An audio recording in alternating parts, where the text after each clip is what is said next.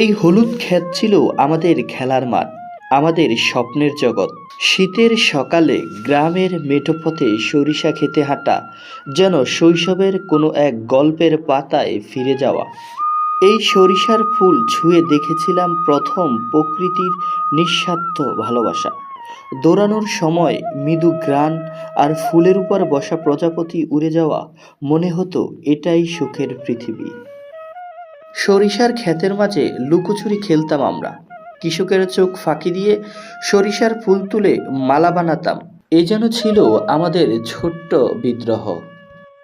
আজ যখনই এই ক্ষেতের দিকে তাকাই, দেখি সময় বদলেছে, কিন্তু এই সরিষার ফুলে জড়ানো এখনো শৈশবের মায়া রয়েই গেছে।